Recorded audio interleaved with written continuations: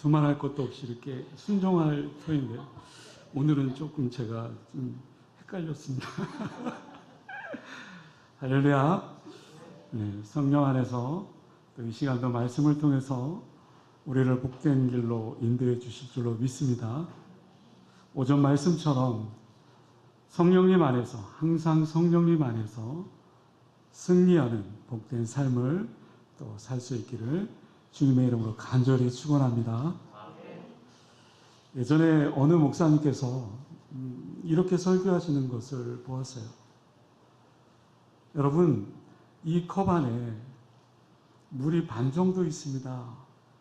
근데 이 반 정도 위에는 공기가 차 있겠죠? 그럼 여러분, 이 공기를 어떻게 빼낼 수 있겠습니까? 어떻게 빼낼 수 있죠? 네. 물을 채우면 공기는 바깥으로 나아가는 겁니다. 공기 안에는 우리의 눈으로 보이진 않지만 더러운 불순물들, 또 더러운 공기들, 또 그런 것들이 가득 차게 되어 있겠죠. 어찌됐든 체험으로 말미암아 또 그 공기를 제거할 수 있습니다. 그렇습니다. 우리 속에 있는 더러운 욕망, 악한 것들, 제약된 마음들, 그러한 불순물들을 쫓아내기 위해서는 우리는 날마다 제거하는 작업이 필요합니다. 이런 불순물들을 제거하기 위해서는 내 안에, 내 마음 가운데 성령의 충만함으로 채워야 하고 또 말씀으로 가득 채워질 때 우리의 악한 마음들은 물러갈 줄로 믿습니다. 오늘 본문을 다시 한번 제가 읽어드립니다. 누가 누구에게 불만이 있거든 서로 용납하여 피차 복종하되 주께서 너희를 용서하신 것 같이 너희도 그리하고.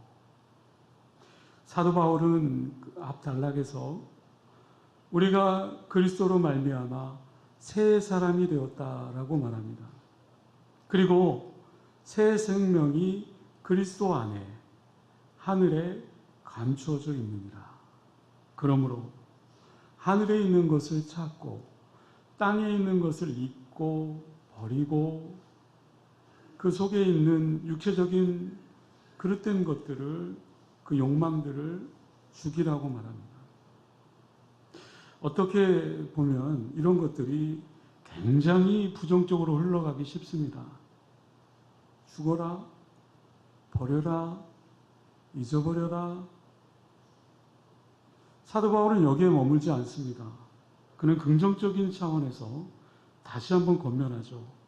12절 말씀에서 본 것처럼 거룩하고 사랑받는 자처럼 긍휼과 자비와 겸손과 온유와 오래 참음을 옷 입고 용서하되. 그리고 맨 끝에 뭐라고요? 사랑을 더하라. 수많은 명령들을, 그 덕목들을 또 이렇게 말하고 있습니다. 그리고 그것을 또 따르라. 여러분, 폐가, 부서지는 폐가를 부수는 것보다 더 중요한 것은 그 폐가 더미에 있는 그 더러운 불순물들, 그 위에 아름다운 집을 짓는 일입니다. 왜 그 지저분한 쓰레기를 버릴까요? 물론 당연히 깨끗한 환경을 만들기 위해서이겠죠. 우리 속에 더러운 것들을 비워내고 또 제거해 나가고 끊임없이 노력하는 것, 그것은 우리의 삶에 있어서 너무나도 필요합니다. 그렇게 노력하는가 더불어서 채워나가는 그 이유가 뭡니까? 우리 속에 아름다운 것들을 세워가기 위해서인 거겠죠. 여러분, 내가 그리스도인이 되고 싶다. 내가 정말 그리스도인다운 그리스도인이 되고 싶다. 내가 신실한 그리스도인이 되고 싶다. 그럴 때 가장 힘들게 생각되어지는 것이 뭘까요? 지난주 월요일 날 우리 학생이 또 우리 청년부 큐티 말씀을 묵상하면서 저에게 주신 말씀이 오늘 본문에 나와 있는 것처럼 많은 동목 가운데서도 용서가 아닐까. 살면서 가장 힘든 것이 뭘까? 성경을 읽는 걸까? 아니면 기도하는 걸까요? 빠지지 않고 예배드리는 걸까요? 전도하는 것, 봉사하는 것, 모두가 다 쉬운 일은 아니죠. 그러나 이 가장이라는 이 수식어를 붙일 만한 그런 일들은 아니겠죠. 좋은 그리스도인이 되기 위해서, 신실한 그리스도인이 되기 위해서 가장 힘들고 가장 싫고, 아니 죽을 만큼 가장 하기 싫은 것이 있다면 바로 용서가 아닐까. 그러나 여러분 아십니까? 용서는요, 가장 힘든데, 가장 하기 싫은데, 죽을 만큼 하기 싫은데, 아이러니하게도 우리는 누구나 다 다른 사람들로부터 용서를 받고 싶어 합니다. 용서를 하기 싫은데 용서는 받고 싶어요. 누구나 다 후회스러운 과거에 그랬던 죄들이 있겠죠. 어떻게 하다 보니 의도했던, 의도하지 않았던, 누군가를 아프게 했던 경험이 있고요. 원치 않았지만 누구에게 냉담해진 마음을 가진 적도 있을 겁니다. 어떤 순간적인 잘못이나 실수로 인해서 다른 사람에게 치명적인 상처를 입히기도 했을지도 모릅니다. 언제쯤 한 번은 그것들에 대해서 내가 용서받고 싶다, 치료받고 싶다, 회복되고 싶다 라는 생각이 누구나 다 들 수 있습니다. 그렇습니다. 인간은 누구나 용서를 받기를 원합니다. 그런데 문제는 누군가를 용서하는 일은 절대로 쉬운 일이 아니라고 하는 사실이죠. 우리의 삶을 무참하게 짓밟은 사람, 그 사람을 내가 용서한다? 정말 어렵습니다. 그럼에도 불구하고 오늘 우리 그리스도인으로서 그리스도인다운 삶을 살기 위해서 많은 성령의 열매, 많은 덕목 가운데서도 이 용서를 해야 되는 그 이유가 있습니다. 첫 번째로요, 이 용서는 아름답고 좋은 것이기 때문에 그렇습니다. 용서만큼 참 아름답고 참 좋은 것은 없습니다. 왜냐하면요, 몇 가지를 소개하고 싶은데요. 용서를 하는 순간 오늘 우리에게 자유를 선물로 받게 됩니다. 내가 그렇게 힘든 것이지만 용서를 하는 순간 우리는 누구에게 선물을 하나를 주는데요. 무엇을 줍니까? 우리에게 자유를 얻습니다. 우리가 오늘을 살아가면서 무서운 적 가운데 하나가 있습니다. 그게 뭘까요? 오늘을 살아가며 지난 과거이죠. 과거에 있었던 어떤 죄, 과거에 있었던 어떤 상처들, 우리의 그 과거의 죄와 상처들이 오늘을 살아가는 우리의 삶 속에 때로는 그것이 우리의 행복을 좀먹을 수 있습니다. 오늘뿐만 아니라 앞으로 미래에 대한 소망을 좀먹을 수 있습니다. 그런데 때로는 오늘을 살아가며 앞으로 소망 가운데 살아가며 많은 사람들이 과거에 얽매여 살아가는 경우를 봅니다. 그러나 만일 우리가 상대방의 그 과거와 얽매인 상처들에 대해서 용서를, 내가 먼저 손을 먼저 내밀기 시작하면요, 그 용서를 받는 상대방은 과거의 고통이나 과거의 상처들로부터 자유롭게 될 수 있겠죠. 그런데 놀라운 것은 내가 용서하는 것을 나눌 때, 내가 용서를 먼저 베풀 때 상대방이 과거라는 그 감옥으로부터 자유로운 그 길이 열려지게 되지만, 사실은요, 용서를 내가 베푸는 순간 내 자신이 자유로워질 수 있습니다. 정말 내 자신이 자유로울 수 있는 그런 선물을 받을 수 있습니다. 용서는 남을 위한 것이기도 하지만 결국은 내 자신을 위한 것이기도 합니다.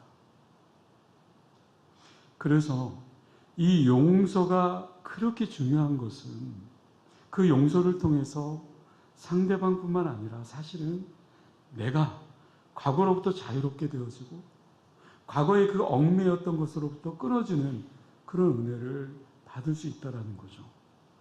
그렇기 때문에 이 용서는 오늘 우리에게 자유를 선물로 받습니다.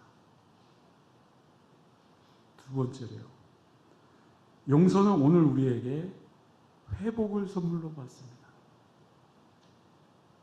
용서는 우리에게 자유를 선물로 줄 뿐만 아니라 우리에게 온전한 회복을 선물로 받습니다. 여러분, 용서하지 못하는 사람들의 그 고통스러운 감정들이 있습니다. 그 고통스러운 그 감정들이 그 사람을 늘 괴롭혀요.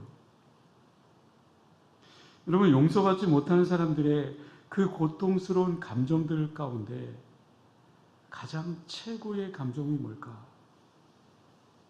용서할 수 없는 그 감정들 가운데 가장 최고를 뽑으라면 저는 분노가 아닐까요? 그 사람만 생각하면, 그 일만 생각하면, 그 상황만 생각하면 이 화가 치밀고 분노가 일어나는 겁니다. 여러분, 분노는 분노로 끝나는 것이 아니고 그 뒤에 늘 따라붙는 그 감정이 있습니다. 그것이 뭐냐면 두려움입니다. 두려움. 결국 과거에 내가 용서하지 못하는 것들이 오늘 내게 상처인데요, 그것을 갚기 위해서 그 원인을 제공한 사람에게 어떻게 합니까? 보복하게 되죠. 또 그것 때문에 죄책감에 시달리기도 하고요, 그 죄책감 속에서 결국은 그 자신에게 두려움이 찾아옵니다. 이런 것들이 악순환되어지는 것이 때로는 우리의 인생이지 않을까요?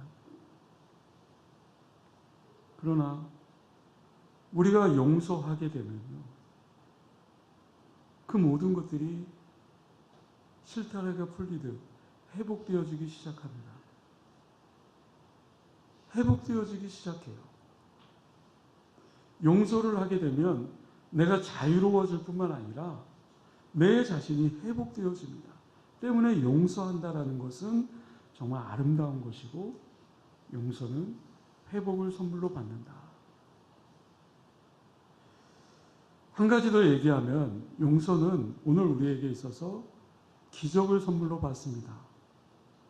여러분, 성경을 읽을 때마다 감동이 되고 감격이 되고 아름다운 일들은 어떤 일들일까요?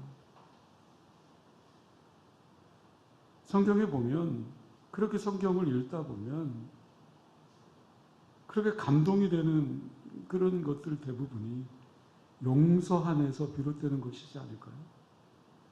왜냐하면 성경 속에 나와 있는 그 인물들의 그 용서를 통해서 기적들이 일어나는 것을 보게 됩니다.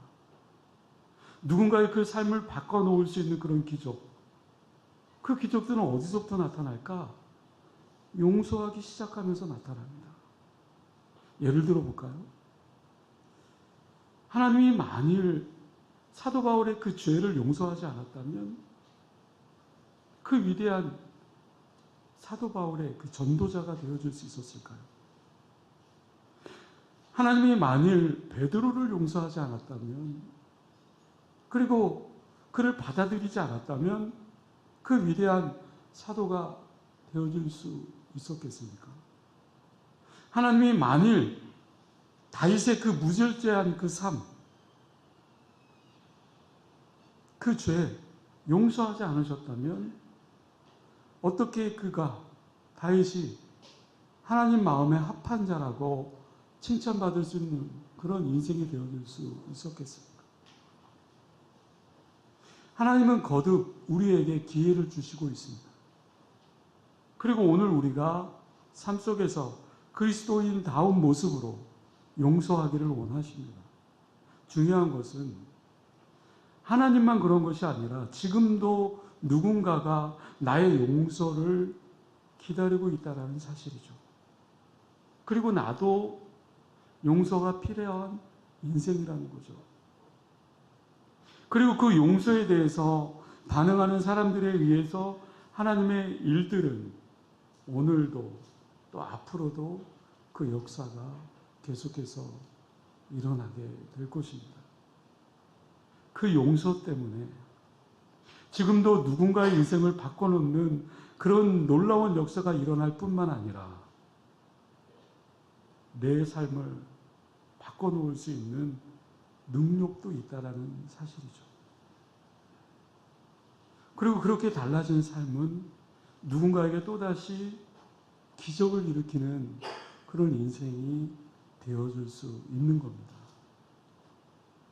그렇기 때문에 이 용서는 참으로 좋은 하나님의 성품이고 아름다운 덕목입니다. 그렇다면 마지막 질문 하나가 남습니다. 그렇다면 나에게 어떻게 상처 준 사람을 어떤 식으로 용서할 수 있을까? 그렇다면 어떻게 내가 용서하지 못하고 그 가운데 분노한 사람들을 용서할 수 있을까라고 하는 질문이겠죠. 그런 마음을 갖고 있는 사람에게 하나님이 주시는 명령은 아주 명확합니다. 아주 간결하고 아주 분명하죠. 그것은 뭐냐면 용서는 선택이 아니라 순종해야 될 명령이다. 여러분, 용서는 옵션이 아닙니다. 내가 해도 되고 내가 하지 않아도 되고 그런 것이 아니라 이 용서하는 마음, 이 용서는 순종해야 될 명령이다. 여러분, 진정한 순종의 의미가 뭘까요? 진정한 순종의 의미, 순종하는 것, 내가 납득이 되고 내 생각에 동의가 되고 내가 생각할 때 맞다라고 그렇게 생각되어져서 따르는 것, 그것이 진정한 순종일까요? 여러분, 그 순종은 누구나 다 할 수 있는 겁니다. 마찬가지예요. 용서도 그런 거예요. 내가 그것을 선택해야 될 것이 아니라 마땅히 따라야 될 하나님의 명령인 거죠. 우리가 용서가 힘든 것 가운데 하나가 상대방이 자기 잘못을 인정하면 내가 용서해 주겠다. 이것이 오늘 우리의 조건에 늘 따라다녀요. 그렇지 않나요? 저 사람이 아직도 반성하지 못하고 있어? 저 사람이 아직도 자기가 잘못한 거 깨닫지 못하고 있어? 절대 내가 용서할 수 없어.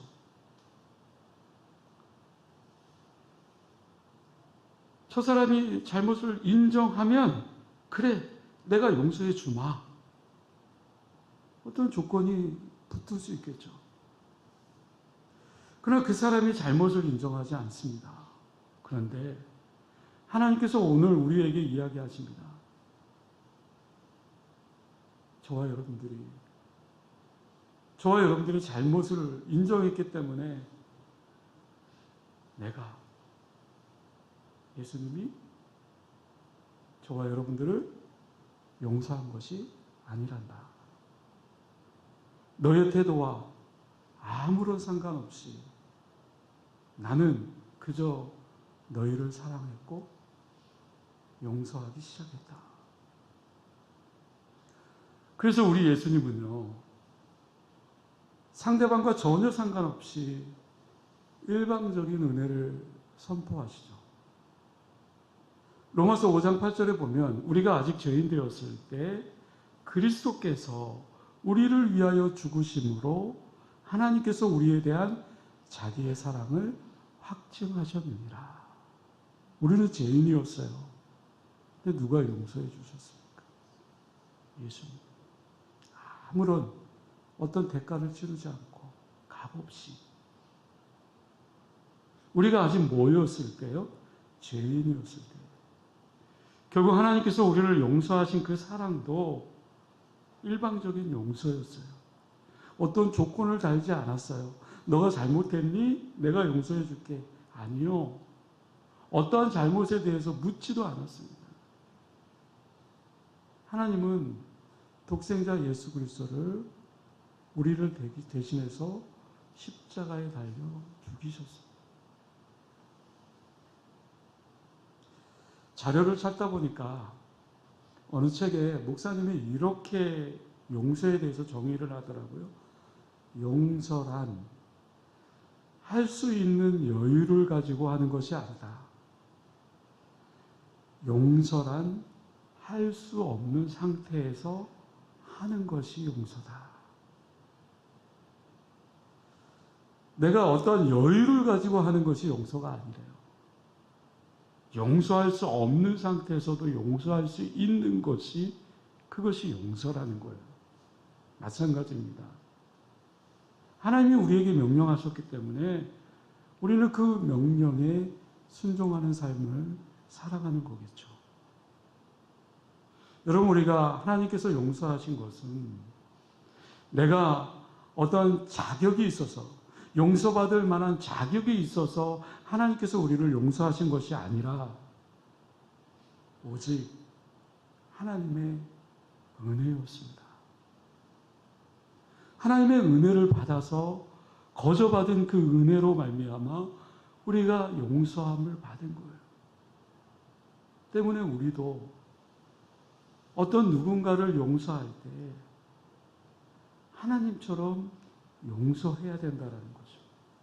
그게 뭡니까? 용서는 선택이 아니라 용서는 순종해야 될 명령이다라는 겁니다. 여러분, 이렇게 하기 위해서 한 가지 조언을 하고 말씀을 마칠까 합니다. 어떻게 용서할 수 있을까? 많은 방법들이 있지만 그 가운데서 한 가지가 있다면 우리는 하나님의 시각으로 그 용서할 수 있는 것들에 대해서 바라봐야 된다. 하나님의 시각으로. 어떠한 사건, 어떠한 행동, 어떤 관계, 내 입장에서 바라보는 것이 아니라 하나님의 시각에서 바라봐야 된다는 겁니다. 성경에 용서하면 떠오르는 인물 가운데 많은 인물들이 있겠죠. 그 중에서도 요셉이 있습니다. 요셉은 어떻습니까? 형들로부터 노예로 팔림을 받았습니다. 그리고 온갖 고생을 다 하게 됐죠. 그러나 성경을 보면 요셉은 그 형들을 용서합니다. 요셉이 형들을 용서할 수 있었던 것은 그가 당했던 과거의 아픔, 상처들, 그 모든 것들을 내 생각으로, 내 입장으로 그것들을 바라본 것이 아니라 하나님의 시각으로 바라보았을 때 그 용서가 가능했다라는 거죠. 창세기 50장 19절에서 20절 말씀을 보면 제가 읽어드립니다. 요셉이 그들에게 이르되 두려워하지 마소서. 내가 하나님을 대신하리이까? 당신들은 나를 해하려 하였으나 하나님은 그것을 선으로 바꾸사 오늘과 같이 많은 백성의 생명을 구원하게 하려 하셨나니. 지금 요셉은 형들을 용서함에 있어서 누구의 시각으로 바라보고 있습니까? 하나님의 시각이죠. 왜 요셉에게는 그 마음 가운데 배신감, 그 과거의 상처들, 그 아픔들이 왜 없겠습니까? 그러나 하나님의 시각으로 그 형제들을 바라보았습니다. 형들의 그 실수가 오히려 하나님의 일을 이루는 도구가 되었다. 그죠?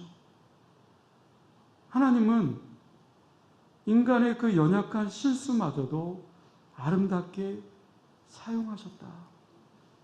그것은 분명히 하나님의 시각이죠. 혹시 여러분들 가운데 용서라는 이 단어 앞에 이렇게 말할 수 있는 분이 있을 겁니다. 목사님, 우리는 하나님이 아니지 않습니까? 우리는 예수님이 아니지 않습니까? 그러나 성경은 이렇게 얘기해요. 너희는 하나님의 자녀다. 아니, 오늘 우리에게 하나님의 자녀가 되는 권세를 주셨다. 성령이 너희에게 권능, 이 권세를 주셨다. 아니, 누구나 아무나 할 수 없는 이 용서. 그러나 용서할 수 있는 것은 그리스도인의 특권이다. 라고 말씀하고 있는 거겠죠. 여러분, 그렇습니다. 용서는 오늘 그리스도인이 할 수 있는 특권입니다. 불교는 비움의 종교라고 하죠. 끊임없이 비우고 열반에 이르는 거겠죠. 그러나 기독교는 어떻습니까? 말씀을 채워야 되고 성령의 충만함을 채움으로 말미암아 내가 삶 속에서 적용하고 그것이 드러나는 겁니다. 여러분, 용서한다라는 거 쉽지 않습니다. 그러나 이 세상에는 용서받고 싶어하는 사람들로 가득 차 있어요. 어쩌면 이 용서도 전도의 하나의 방법이지 않을까요? 그들에게 우리 그리스도인의 그 특권이 있습니다. 그 특권을 사용해야 됩니다. 특권을 베풀어야 됩니다. 그것이 전도이지 않겠습니까? 바라기는 우리의 삶 속에 용서할 수 없는, 용서가 되지 않는 그런 일들이나 그런 행동 앞에서 우리가 하나님께서 원하시는 것이 있다면 용서하는 그 사랑, 그 사랑을 베풀고 또 그렇게 하기 위해서는 날마다 예수님의 그 용서를 체험하고 또 은혜를 받아 누리고 또 그 은혜로 말미암아 내가 용서하는 그 사랑을 주고 받는 그런 인생이 되어야 될 줄로 믿습니다. 한 주간 살아갈 때 용서하는 마음으로 품고 또 주님의 마음으로 하나님의 성품으로 또 승리하며 나아가는 복된 인생이 될 수 있길 바랍니다. 기도하겠습니다. 은혜로우신 아버지 하나님, 용서라는 이 단어 앞에 우리의 자신을 뒤돌아보고 우리의 삶에 놓여져 있는 현실들을 바라봅니다. 용서가 되지 않는 것들, 이해가 되지 않는 것들, 관계들, 행동들, 그것들로 인해서 내 안에 찾아오는 어두운 마음들, 주님, 우리가 이 땅 가운데 살아가면서 예수님께서 우리를 값없이 은혜를 베푸셨고 또 십자가의 죽으심으로 우리의 죄를 용서했듯이 우리 또한 주님의 성품을 가지고 세상을 품고 또 이 지역사회를 품고 우리 주변에 있는 우리 가족 식구들, 우리 모두에게 하나님의 사랑을 전할 수 있는, 용서할 수 있는 그런 마음을 허락하여 주시옵소서. 하나님의 형상을 따라 지음받은 우리, 또 하나님의 성품에 닮아가는 또 복된 인생, 용서의 마음을 품을 수 있도록 주님 함께하여 주시옵소서. 감사드리오며 예수님의 이름으로 기도드리옵소서.